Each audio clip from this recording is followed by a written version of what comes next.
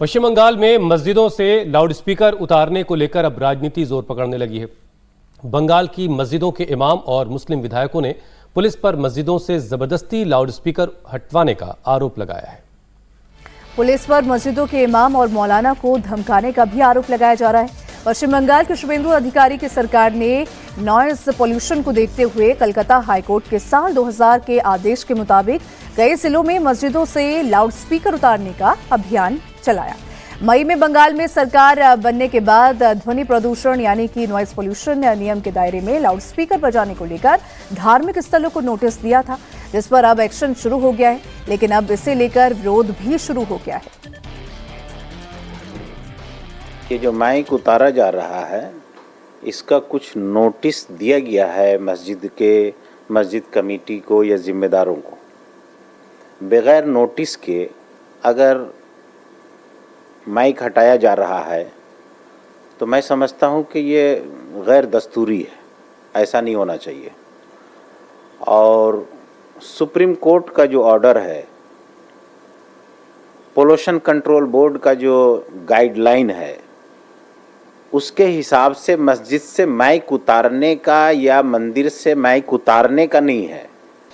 अजान हो, भजन हो या कोई भी कल्चरल प्रोग्राम हो, शादी ब्याह हो या किसी तरह का भी प्रोग्राम हो, इंडस्ट्रियल एरिया में 75 से 80 डेसिबल तक के आवाज़ में माइक बजाई जा सकती है। जो रेसिडेंशियल एरिया है उस इलाके में 65 से लेकर के 55 तक यानी 55 से 65 तक के डेसिबल में माइक बजाई जा सकती है। कहीं से माइक हटाने का कोई ऑर्डर नहीं है। सुप्रीम कोर्ट का ये गाइडलाइन है, पोल्यूशन कंट्रोल बोर्ड का भी ये गाइडलाइन है। और हम भी चाहते हैं कि सुप्रीम कोर्ट और पोल्यूशन कंट्रोल बोर्ड के सिस्टम से पूरा काम चले, लेकिन एकदम से माइक हटा देना ये सुप्रीम कोर्ट। आईएसएफ के विधायक नौशाद सिद्दीकी ने भी मस्जिदों से हटाए जा रहे लाउडस्पीकर का विरोध किया।